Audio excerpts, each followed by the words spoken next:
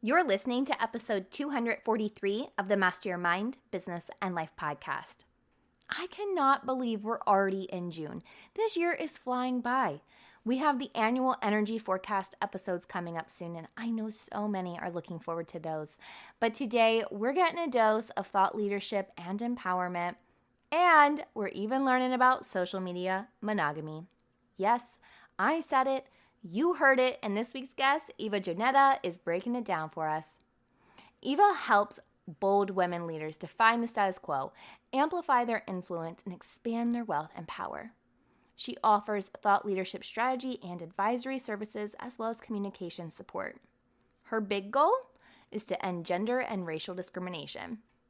Eva grew up in Silver Spring, Maryland, and today she lives in Phoenix, Arizona with her partner. While you're listening today, be sure to screenshot to share that you're listening. Put that on Instagram stories. Tag me in it at MindBizLife. Let's start a conversation. This episode is brought to you by Spiritually Seeking. When you go to spiritually-seeking.com and enter the promo code podcast at checkout, you can save 20% on numerology reports, affirmation cards, and life guidance sessions. All you've got to do is head to spiritually-seeking.com and enter podcast at checkout. Are you ready to meet Eva? You know what to do. Tune in, turn it up, let's go. You're listening to Master Your Mind, Business and Life. Conversations with everyday world shifters, truth seekers, and rule breakers. Here's your host, Lauren Smith. Hey Eva, welcome to the show. I'm excited to have you join me today. Hey Lauren, good to be here.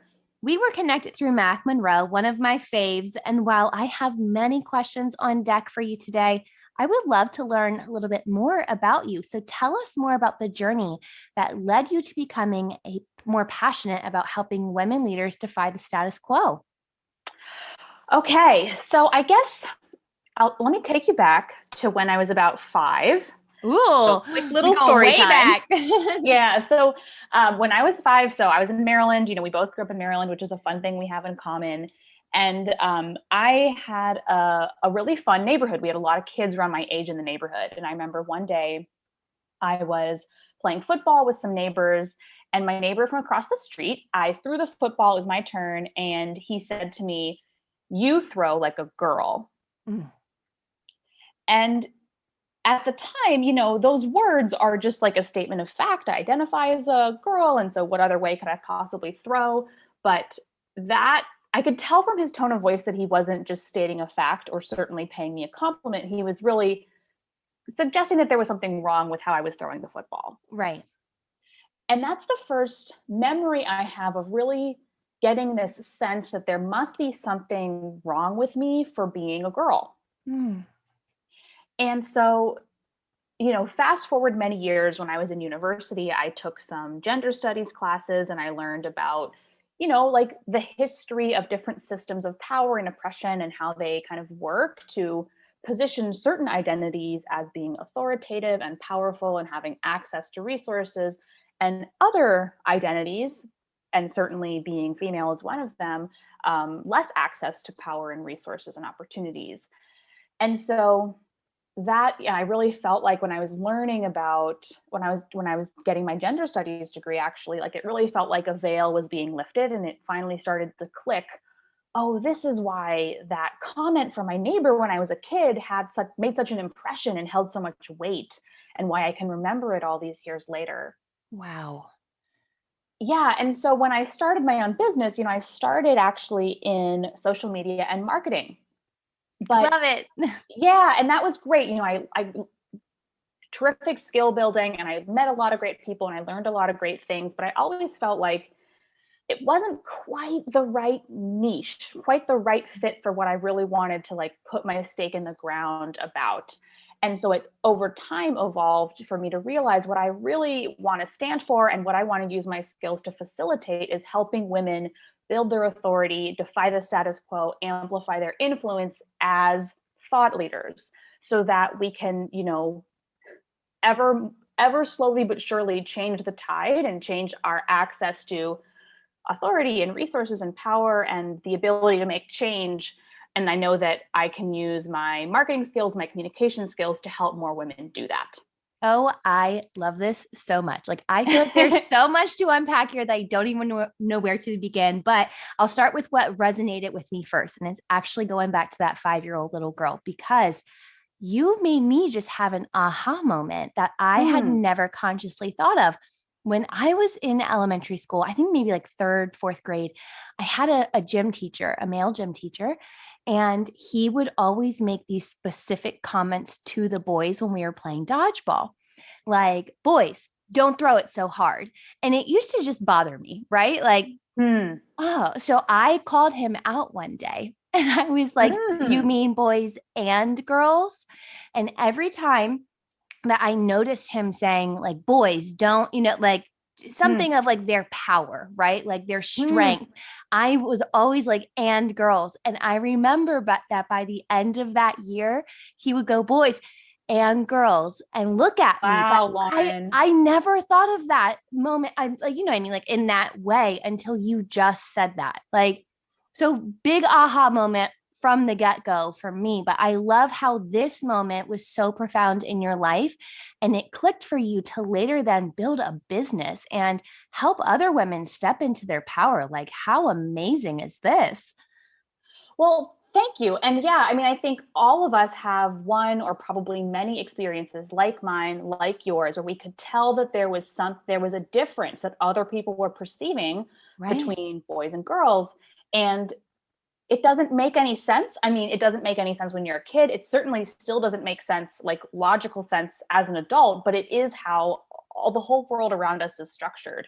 And so there's so much room for change. And over time, those experiences accumulate and you kind of learn to cope with them. And in a lot of ways, for many women, that a coping mechanism we often fall into is just kind of holding back, not making any waves, just trying to be accommodating because you have to get through the day. And those coping mechanisms are very important sometimes, but to make change and to make an impact and to make it so that our daughters and granddaughters are less likely to have those kinds of experiences, it's really important to make some noise about them. Oh, I love that. So tell us, Eva, what is thought leadership at its core? What does that entail?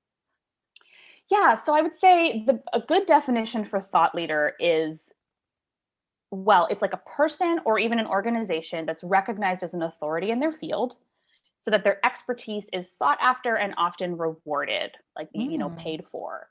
And that's kind of like the industry definition. I also think of it as someone who's using their thinking, so their insights, their experience, their perspective, their opinions to lead others to a new way of thinking or doing or viewing the world. And so you can kind of break it down word by word, which I think is helpful. But what I actually like to work with my clients on is what I call magnetic thought leadership. So it's kind of taking that industry definition and like dialing it up to 11.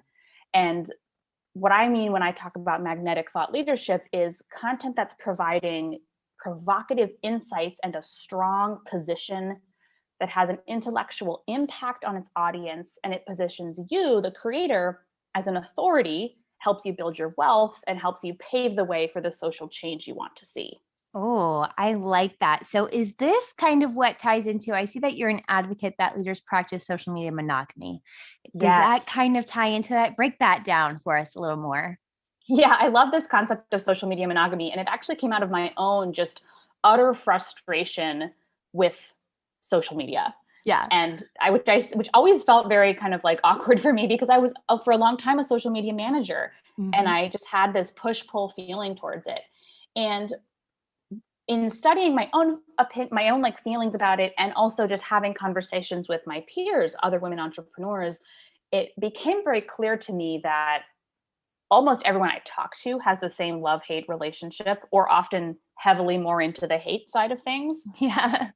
And so, one part of it, so let me back up. And what I think happens with the way these apps are designed to be very addictive, with the way the algorithms are being tweaked to serve us kind of more and more content that's gonna really draw us in. And with the way they're being harnessed by other entrepreneurs for marketing purposes, it can really create this environment where the social media starts to feel like the work rather than a communication tool that facilitates the work. So true. And so, right, we start like kind of competing with each other, keeping up with the Joneses on Instagram or wherever, and like creating content that panders to the algorithm rather than content that's really important for the impact that we want to have or the legacy that we want to build. And we start feeling like, well, we have to be everywhere because everyone says you need to be everywhere. And what if we have some FOMO and we fear of missing out on an opportunity over on Clubhouse or on TikTok? And it just kind of spirals. Yeah. And at the end of the day, most of this spiraling makes us feel like garbage. And why would we settle when we're working for ourselves for doing something that makes us feel bad? Besides which, I think it's not actually, for many, many women entrepreneurs, very effective to be on multiple social media networks. Rather, the practice that I advocate, social media monogamy, is being very strategic about the social media networks that you choose. I personally only really use one, and that's LinkedIn. You know, your mileage may vary in terms of what makes sense for your business and your customers, but the idea of really being clear that it's a tool and that every social media network you use it for a specific purpose, and that is all. And I like that. Yeah. So tell me what you think. Yeah. No, I like the concept of social media monogamy because, well, I don't know if you know, my background is I also started in social media marketing, got that same like burnout of like, it's that love hate, you know, and then you find so many, I'm sure you work with clients too, and they want to be everywhere. And, but then people also think that your messaging on Instagram is going to be presented the same way as it is on Twitter. And then you can just take it and put it on LinkedIn the same way. And that's not how it works. So when you realize that you have to kind of take 3 steps back and have a strategy for each platform, like that is a little more overwhelming, right? Like you can be like, oh gosh, so there's a strategy for each one. Then it makes more sense to dial in, hone in on one, maybe 2, and give more of your energy there than being scattered everywhere and spreading yourself thin. Precisely, Lauren. Yeah, that's exactly it. And for what, right? I mean, I agree. I hear people who are like, I need to be everywhere. And I say to them, well, why? Yeah. And usually the answer is something to the effect of, well, like I read somewhere or I heard somewhere or this person that I follow does it. And if you kind of dig beneath that preliminary answer, they really aren't clear on their why for using that social media tool. And unless there's a clear answer why, I think not having a clear answer is an answer, which is that you don't need to use it until you have a clear answer to the why. Ooh, that's really good. You know, I was kind of getting pressured to go on Clubhouse and I went on and I like sat in on a couple of rooms and I thought, it's like, oh, you know, this is like kind of a good tool. But then it hit me that I'm essentially creating content that can't be found again, that can't be listened to again. And I was like, is this where I want to put my energy? That I'm sure maybe serving people, but how many, like with the podcast, I can serve someone today and the same podcast can be listened to 5 years from now, right? And it's still going to be beneficial in some way. This messaging today is not going to change at its core. So it's still going to be beneficial. But if I do that in Clubhouse, it's a one and done thing. That messaging is gone. So while I can see the benefit in it, for me, it didn't make sense. So it was like, okay, that's not my bandwagon that I'm going to jump on. And I had to be okay with not following my other podcasting peers onto that platform. That's such a good point, Lauren, which is that we just having to kind of have that pause to check in with yourself and recognize, okay, I tried this. This is why I don't think it makes sense because I have this other project or this other strategy that gets me that outcome in a more efficient way. And this part is really important, like, and other people are going to do this and it might make me feel weird that I'm not doing it too. And I have to like kind of prepare myself for that. Yes. Yeah, that's so good. And how do you think that you prepare yourself for that from not keeping up with the Joneses? Like what mindset shift do you think that comes with of just being okay with self and doing what you're doing and kind of staying in your lane? I think that what it really helps me is that I really get a lot of pleasure out of just refusing to do things Yeah, me too. Yeah. There's just something so deeply satisfying about that. And perhaps it's because like you spend time in school or in a conventional job and you might really Yeah. have to do what people say, or your parents, of course, tell you things that you have to do. And so I just really relish just wholesale saying no to things. And so that's Mm. part of what helps me is that I just enjoy the freedom to make that choice. Yeah. But also it just gets back to like staying really clear on my lane and the outcomes that I want to deliver. And I know that that I have things that I'm doing that are delivering results that I want. And that if I added anything in, something else would suffer. And that's not a trade off that I'm willing to make. Yeah. And then thirdly, I find that this has been something that's been really powerful in growing as an entrepreneur is just becoming ever more clear on what feels good to me, like what I'm drawn to versus what I kind of maybe feel like I have an obligation to do versus, but I don't really want to. And I find that I don't like how I feel when I use a lot of social media networks. And so being clear with myself on that helps me again realize, okay, it's just not for me right now. Yeah. I like that. It sounds like you have very clear boundaries and that when in doubt, you listen to your intuition and just like what your body is telling you. Because I think sometimes we can get torn. We can get torn in that ego mind that's telling Totally. us like, go, go, go, do. But then our body, like we can feel it. We can feel that whether it's anxiety or a hesitation that maybe we can't name. So it sounds like you're Yeah. just really good with being true to yourself. Thank you, Lauren. It's been a long time Yeah, it's in not an practicing. overnight thing, right? Like I think that's important So to it's good to know. hear. Like it's not an overnight thing. Like you said, it's practice. So if there's someone Yeah. listening today who's maybe like 10 steps behind you, it's just motivation to keep going, keep practicing. Like every time that you find yourself not honoring yourself, recognize it and snap Yeah. back, give yourself a little Hmm. grace and snap back.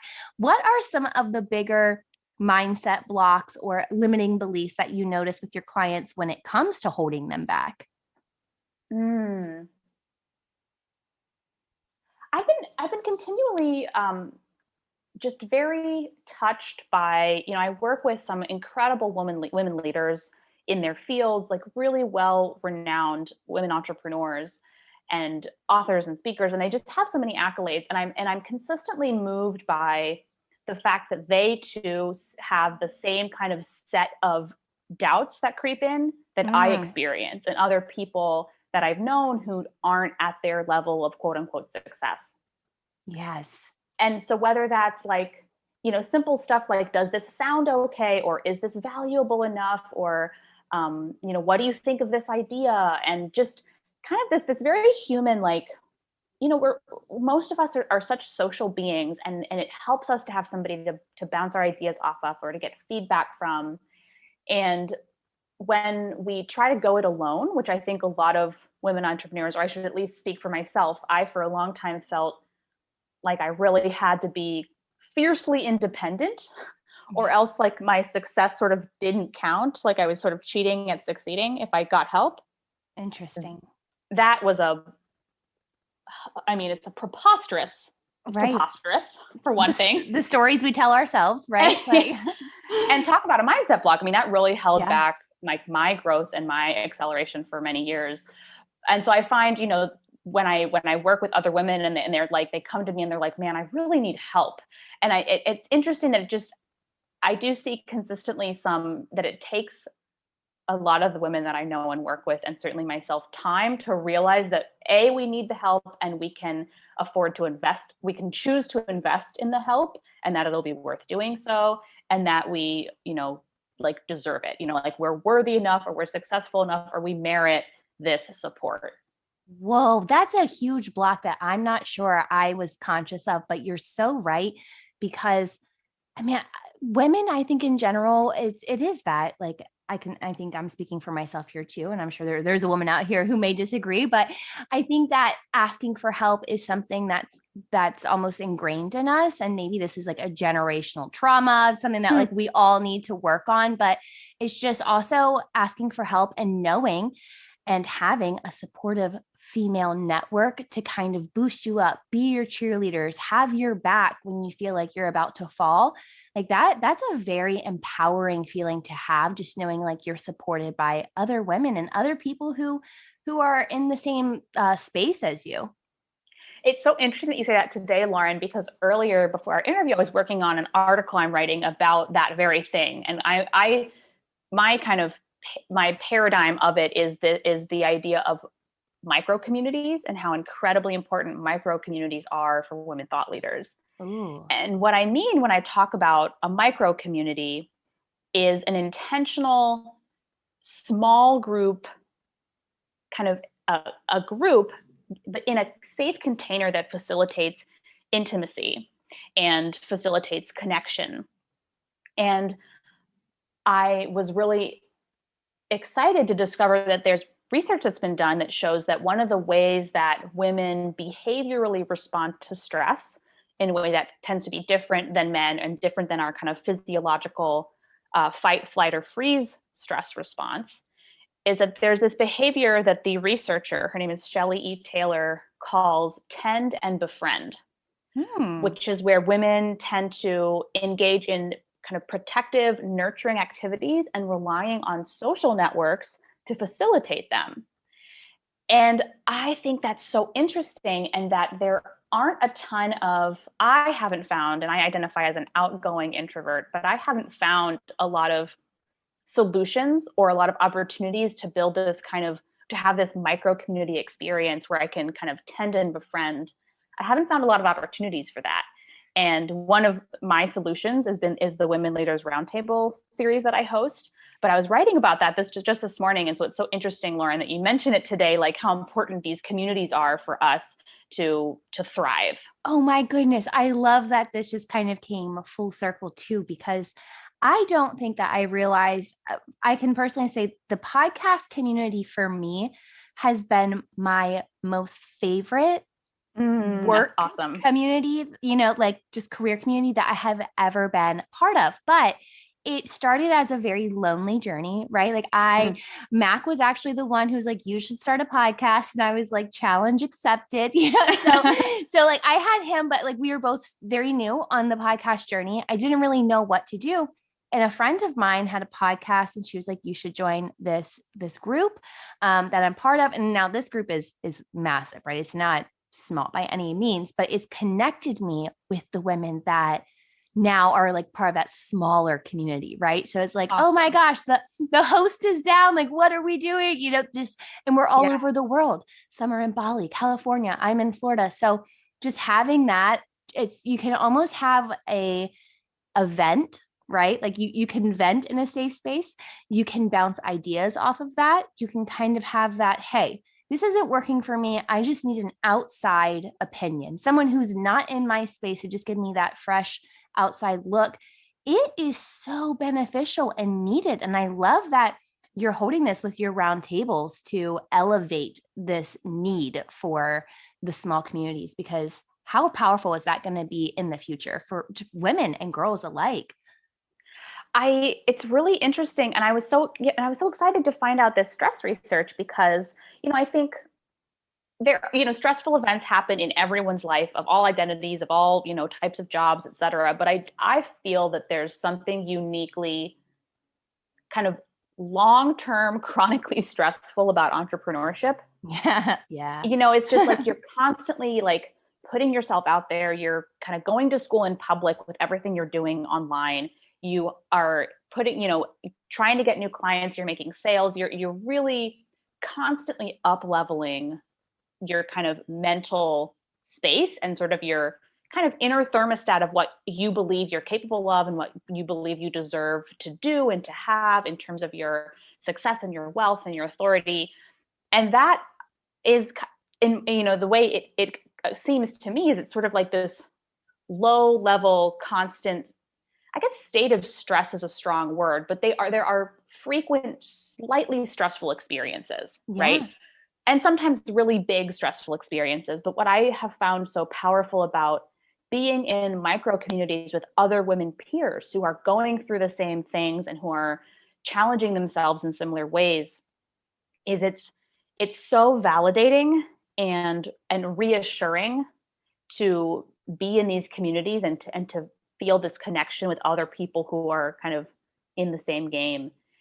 And I do, and so it was very interesting to see that there's research that shows that this is a way that women have historically, or I guess like evolutionarily, dealt with stress.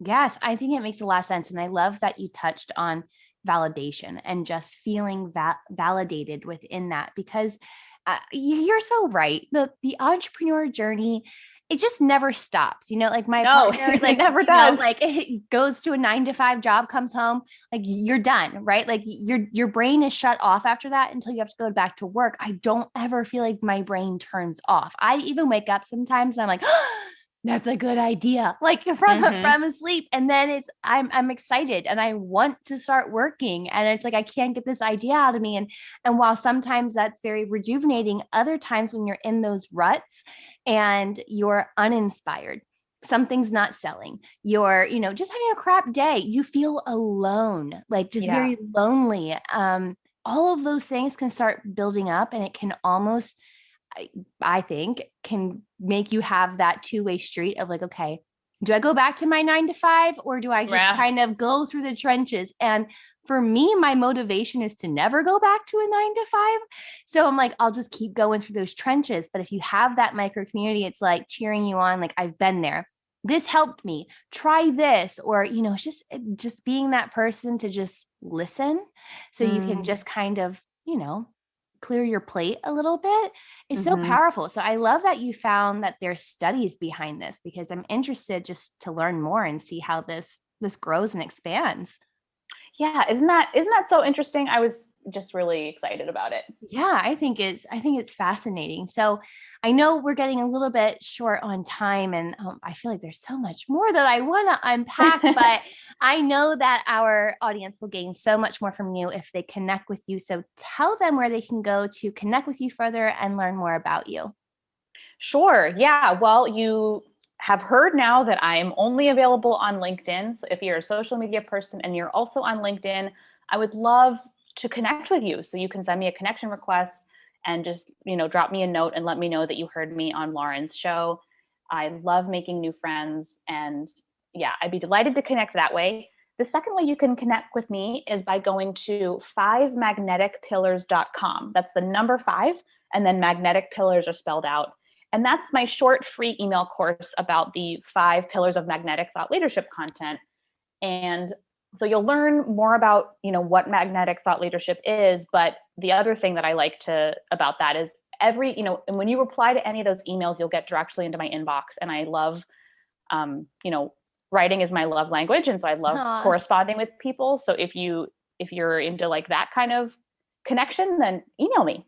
Perfect. I love that. I'll be sure to link both your LinkedIn and the 5 Magnetic Pillars website in the episode notes so that everyone can just have an easy click and check it out. But Eva, you are full of so much passion and wisdom. Thank you for joining me today and sharing your light.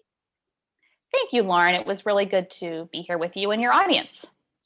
Eva was gracious enough to invite me to join one of her roundtables, and I am pumped to do that soon. I'll keep you posted.